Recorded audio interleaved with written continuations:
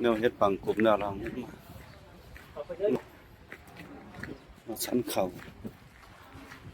ไม่เอาต้องลมหลงซื้อลือในเฮ็ดลมหลงซื้อลือไว้อยู่ลมเฮ็ดใหญ่นะเดียว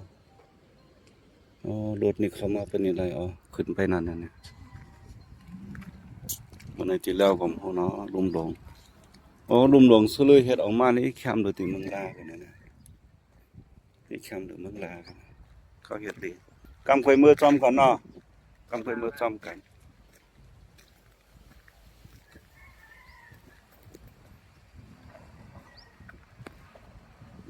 ลุมหลงซื้อเลือดที่เมืองลานนี่ยังน้อยอยู่แต่เมืองลานนี่เขาที่เฮ็ดตีใหม่ยังไม่ได้เฮ็ดตั้งแต่เขาที่ยังตกลงตีมันไปเนี่ยดำมันน้ำปานก็อันนี้ก็รถแชมเต้นลุมหลงซื้อเลือดเฮ็ดออกมาก็1 2 3มี3จันนะเฮ็ดยาวออกไปทางไหนยาวกว่าที่เดี๋ยวยาวกว่าที่แคมน่ะกำปอปังกุมปอกำปอเนาะเราเห็ดที่ได้แคม文化学习中要正确的把握好原则，把握好方向。我们学习是3种民族性的技能，要借此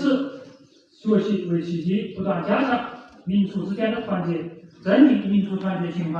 消除狭隘的民族主义思想，不能有民族攀比的心，更不能因为产生民族矛盾而影响民族团结。要以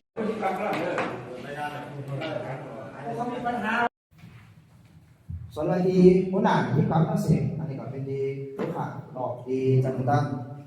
สุดต่อมาอันนี้ก็ต้องมีดีไปไต่ร้านยีโรงเขาจับ2 ก่อนดีส่วนมากเขา3 ก่อดอกดูล้อมจับเลยดอกอันวางกันทำเองแต่การอยู่กันเศร้าเดี๋ยวการต่อรวนเกี่ยไขอันนี้ก็ที่มีดีกว่านี้กันว่าตอนไปจับว่าตอนไปหนาดอกไผ่มานี่ก็ชุดดอกในส่วนงานที่ไอ้หอนหัวเลยตัวปลาเลยของมาวัน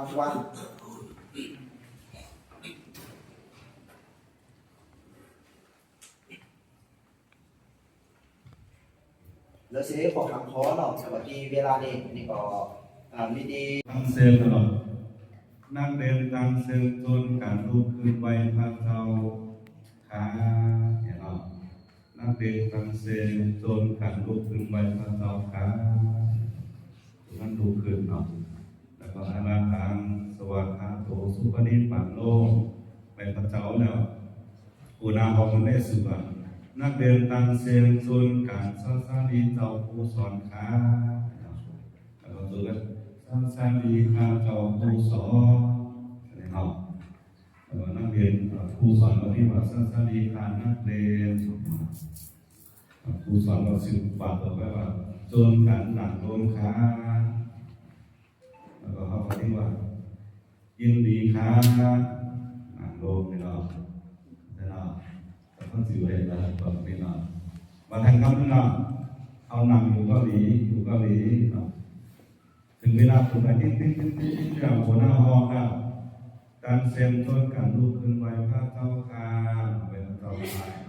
นักเรียนตั้งเซ็นต้นการลุกขึ้นไหวพระเจ้าค่ะ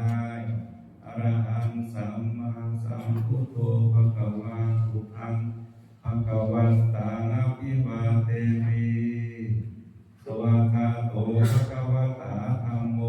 ธัมมังนัมมัสสามิสุปฏิปันโนภะคะวะโตสาวกสังโฆสังฆังนัมมามินี่ยกอุณาหองเนาะนักเรียนตั้งเซลจนการสอนสานีเจ้าผู้สอนขาตั้งเซลตัวจนการเนาะสอนสานีข้าเจ้าผู้สอนเนาะผู้สอนปฏิบัติต่อเขาสานีขานักเรียนตั้งหลายนักเรียนตั้งเซลสานีขานักเรียนตั้งเซลจนกันหนักลงมาอย่าบอกที่ไรหนักลงไอ้หนักลงยินดีค่ะไอ้หนักลงเนาะเราทำได้เนาะอันนี้มีเราเรียนไปเนาะเราเห็นเปิดจมูกสุดท้ายไปไหนติ้งตัวหน้าห้องเนาะเพราะว่า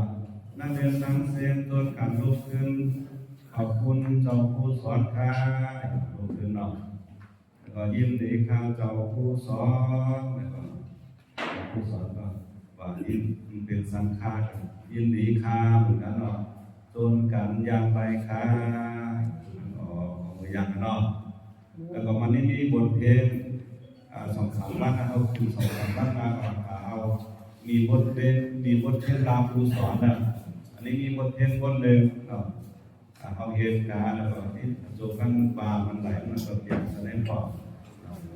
เวลาเอาที่อยากเห็นแล้วก็วันในวันนั้นก็มาอ่านยินดีที่เจ้าผู้สอนตอนนี้มีมาแน่นอนเวลาสงสารก้าวนะครับยานมาแน่นอนอันนี้ก็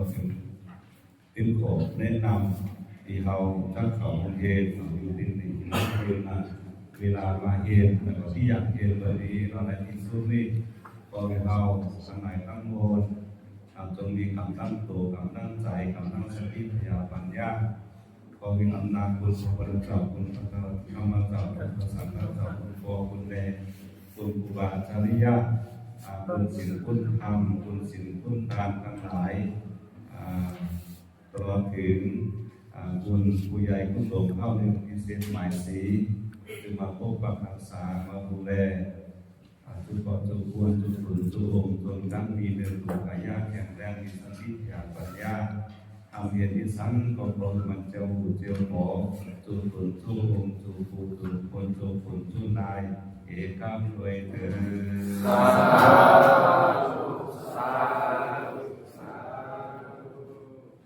ตัวข้างตัวขึ้นไปมาเช้าค่ะเรามาพบกันหน่อยสัมมาสัมพุทโธภะคะวะพุทธังภะคะวันตังอะภิวาเทมิสวากขาโต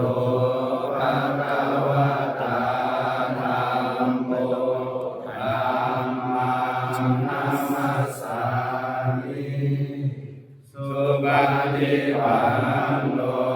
ภะคะวะโตสาวกสังโฆสังฆังนัมมา